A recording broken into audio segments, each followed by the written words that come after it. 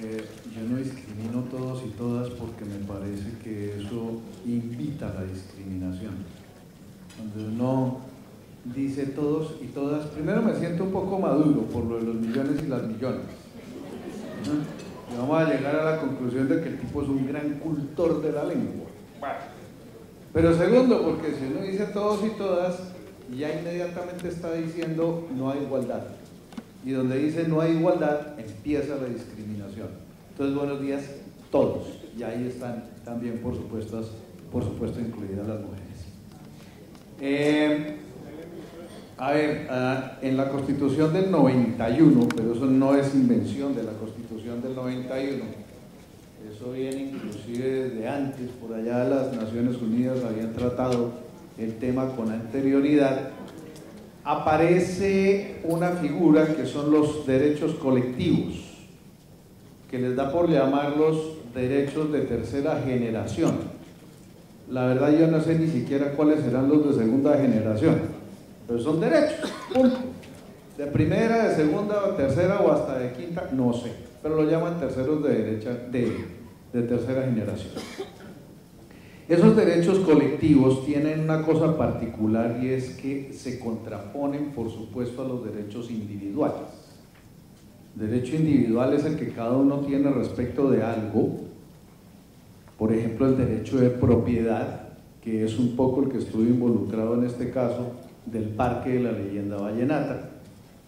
El derecho a la propiedad que alguien tiene sobre un determinado bien, el que tiene uno sobre su carro, el que tiene uno sobre su casa, el que tiene uno sobre su atuendo, sobre su ropa, en fin, cualquier cosa, por eso dice, eso es mío.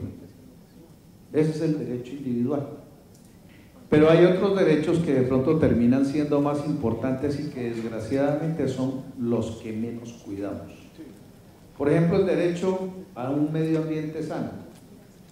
Uno va por la calle y va botando basura, va botando el papel al piso, no es capaz de buscar una caneca, que en casi todas las ciudades de este país, ciudades, municipios y pueblos, hay canecas donde depositar la basura. No, la vamos botando por ahí.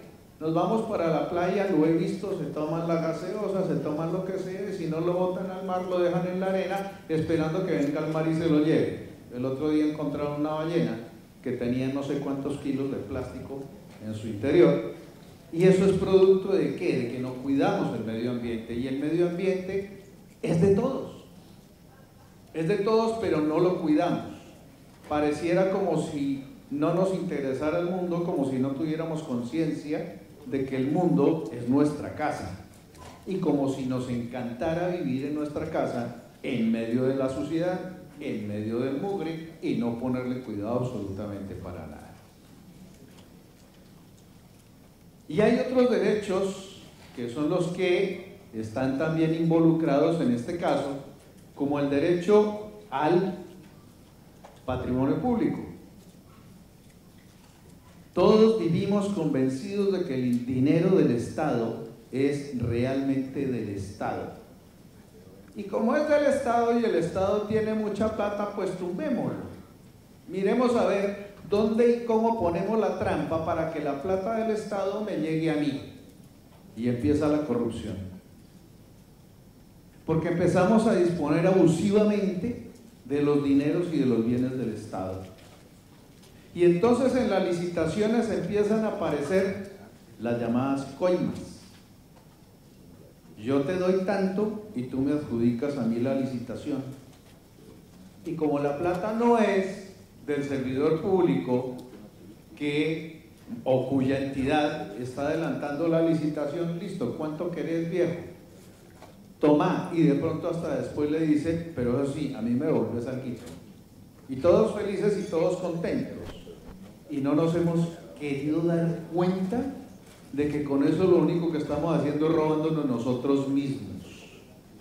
¿Por qué? Porque la plata del Estado no es del Estado, es de uno. ¿De dónde creen que la saca del Estado? La saca de aquí, si no miren la ley de financiamiento. ¿De dónde va a salir esa plata? Del bolsillo de uno. Y esos dineros son los que finalmente entran a formar parte del patrimonio público. No son otros. De manera tal que cuando yo robo al Estado, me estoy robando yo mismo. Y estoy de pasadita robando a todos los que contribuyen, a todos los que le pagan impuestos al Estado, todos aquellos que le pagan por sus servicios. Estoy robando el dinero de los demás. Porque esos son dineros nuestros. Esos no son del Estado, los administra el Estado, que es distinto. Y nunca hemos querido tomar conciencia de esa situación y por lo tanto volvámoslo fiesta. Y así podría seguir hablando de eso para concluir finalmente en este punto que los derechos colectivos son los derechos que no tiene una sola persona frente a algo, sino los derechos que tenemos todos o un grupo grande de personas frente a algo en particular. Esos derechos colectivos encontraron consagración y defensa, además, en la Constitución Política del 91. ¿Para qué? Para que, entre otras cosas, a través de las acciones populares, se protejan con miras a que finalmente todos nos beneficiemos de ellos. No para que todos nos aprovechemos de ellos. No en el mal sentido de la palabra, porque obviamente que en el fondo sí se busca que haya un aprovechamiento, pero un aprovechamiento sano y correcto de esos bienes. Del medio ambiente, por ejemplo, como les decía, que los podamos aprovechar adecuadamente, pero no aprovecharlo en el mal sentido de la palabra de quedárnoslo nosotros, de apropiárnoslo, de guardarlo. Muy bien, ocurrió entonces aquí que el Consejo de Valledupar, en el año 97, expidió un acuerdo, el acuerdo 42, que autorizó al alcalde de la época, no sé quién sería, tampoco me interesa saberlo, para que le entregara a la Fundación de la Leyenda Vallenata 23 hectáreas de un predio que el municipio había adquirido mediante expropiación para seguir adelantando la construcción de un parque, que no era el de la Leyenda Vallenata, sino el Parque Lineal Hurtado, creo que así se llamaba.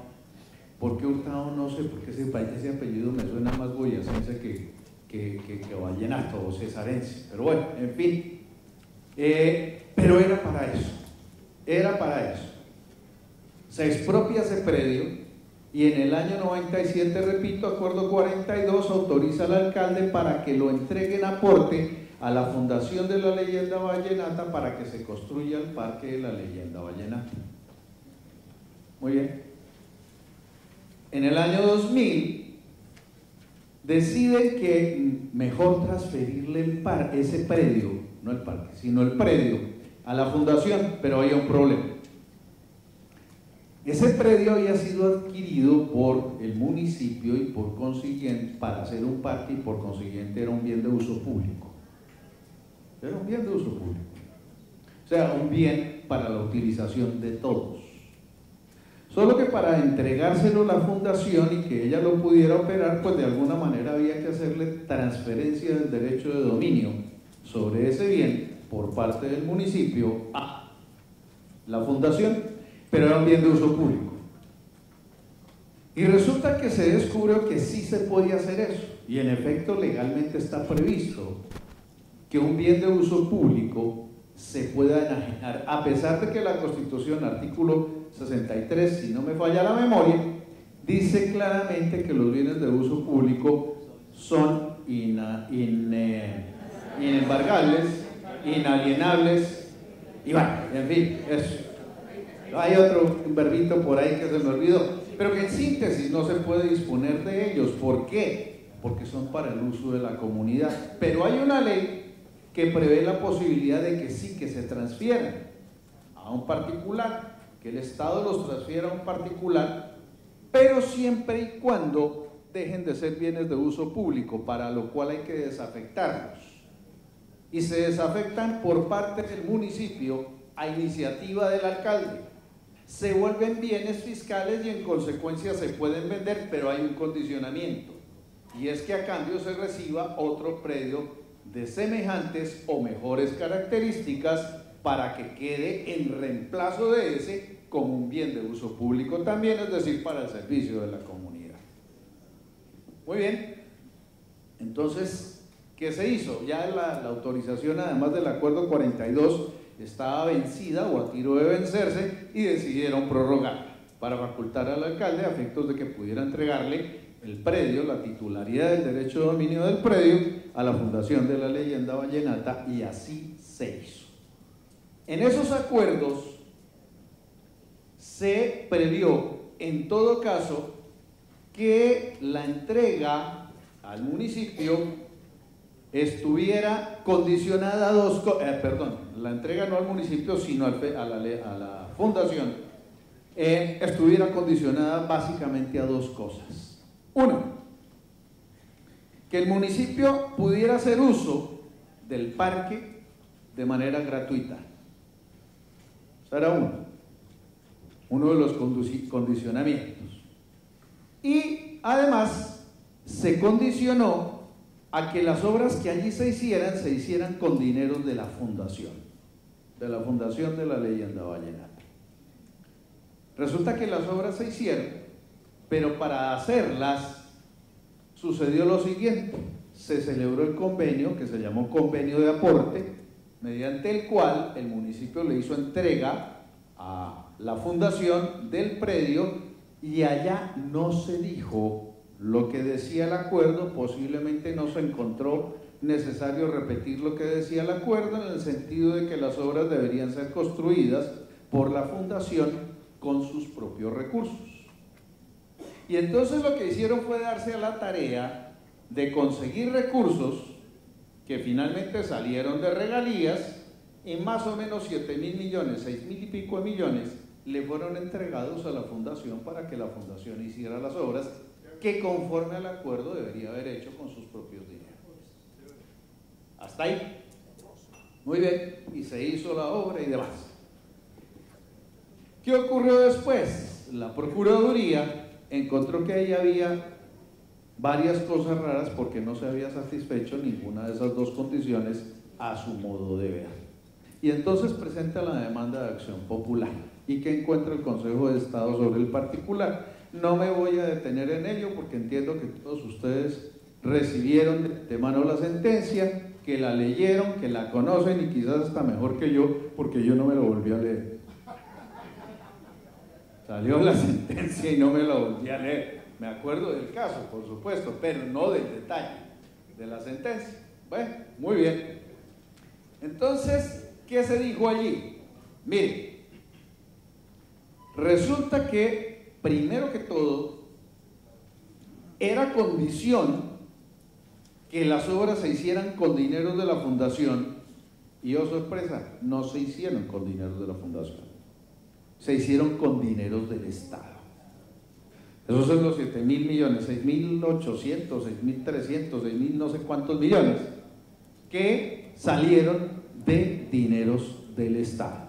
Entonces la fundación recibe el predio y recibe la plata para hacer las obras, pero el predio es suyo y por consiguiente las obras quedan como suyas. ¿Y qué recibe a cambio el municipio?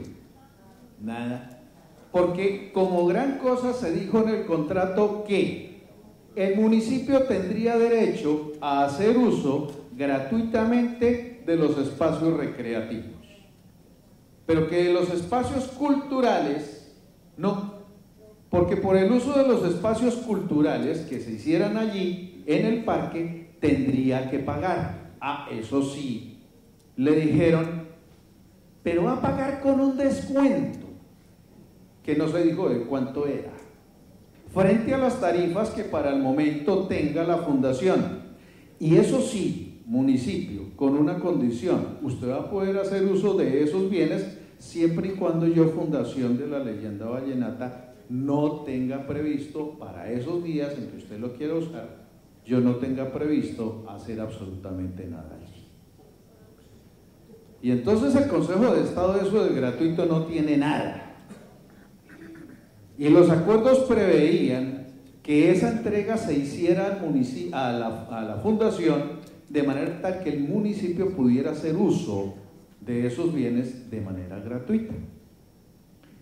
Miren, yo no sé cuánto era la tarifa que había para la utilización de esas instalaciones, pero con un peso de descuento que le hicieran, ya estaban pagando menos de lo que se paga habitualmente, ya quedó hecho el descuento y se satisfizo lo pactado en el contrato, porque repito, en el contrato no se dijo cuánto era el valor del descuento.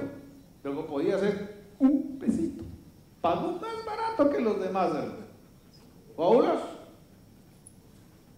Pero resulta que la cosa no podía ser de ese tamaño. Eso, entre otras cosas, no implicaba la gratuidad que estaba prevista en los acuerdos para que el municipio pudiera hacer uso del bien. ¿Cómo va a haber gratuidad cuando tiene que pagar por el uso, y eso siempre y cuando la fundación no tenga previsto para esos días hacer nada ahí? Definitivamente no. Ahí no había ningún tipo de gratuidad. Entonces se encontró en últimas que lo que había habido era una especie de donación con un origen remunerado, de alguna manera remunerado, por lo menos no gratuito, porque la fundación recibía el predio, recibía los dineros para hacer las obras, y el municipio no podía hacer uso libremente del bien, y adicionalmente los habitantes de la ciudad tampoco podían tener acceso libre a ese predio, porque era un predio que había pasado a ser de propiedad de un particular, que era la fundación de la Leyenda Vallenata. Simple y llanamente eso. Entonces la gente estaba privada, el común de la gente, ustedes estaban privados del uso del bien, no podían ir a disfrutarlo libremente como se puede hacer uso de cualquier otro parque, porque estaban sujetos a unas condiciones que imponía el propietario del predio, que cualquier propietario puede poner condiciones para que alguien más vaya a hacer uso de su bien, ¿o no? Yo tengo mi casa y yo puedo invitar a la gente que vaya allá, pero yo le pongo unas condiciones. No me la vaya a desbaratar. Puede estar aquí de tal hora, pero a esa hora uno ya pone la escoba detrás de una puerta y empieza, ¿se van? ¿Ah? Pregunta, pero está empujando, ¿no? ¿Se van? Y lo echan a uno. Entonces uno no puede hacer uso de ese bien común y corriente. Por lo mismo podía hacer la fundación, imponer ese tipo de condiciones, era lo normal. Al fin y al cabo el bien había pasado a ser de su propiedad. Y entonces ahí que se vio que en últimas había la violación de por lo menos 3 derechos colectivos. 1, el uso al goce del espacio público, porque los habitantes del municipio no podían utilizarlo como podían utilizar cualquier otro parque. Estaban de alguna manera limitados para hacerlo. 2, había una violación al patrimonio público, que de alguna manera termina ligada con una violación a la moralidad pública. ¿Y por qué una violación al patrimonio público? Porque simple y llanamente unos bienes salieron del derecho de dominio, salieron del dominio del municipio y pasaron a ser de propiedad de un privado a cambio de nada. Y eso en contravía del artículo 355 de la Constitución Política. Hace muchos años, veo aquí muchas caras jóvenes, de pronto no conocieron esa figura, pero veo una que otra, como la del doctor Bula, que es un poquito más veterana. De resto no, la doctora Olguita está en sus 15, no sé, ¿cierto, doctora Olguita? Entonces, no creo que hayan oído hablar de la figura de los auxilios parlamentarios. ¿O sí? Bueno, ok, entonces todos están viejos. Listo, no hay vuelta de hoja. Estamos ante una parranda de viejos. Bueno, muy bien. Entonces, eso sirvió para hacer, como decimos en el interior, ochas y panochas. Es decir, eso se prestaba para que los congresistas mantuvieran cautivo, entre otras cosas, un electorado, diciéndole: tú me eliges pero yo te doy, o yo te doy pero tú me eliges. Y con dineros públicos. Es que desde épocas memoriales se le ha faltado el respeto a los dineros públicos, que son dineros de todos, como arranqué diciendo al empezar esta disertación. Y como eso se prestó para malas cosas, en la Constitución del 91 se decidió ponerle término y por eso en el artículo 355 se le prohíbe a todos los órganos y ramas del poder hacer, entre otras cosas, donaciones. No se puede hacer donaciones a particulares, para nada.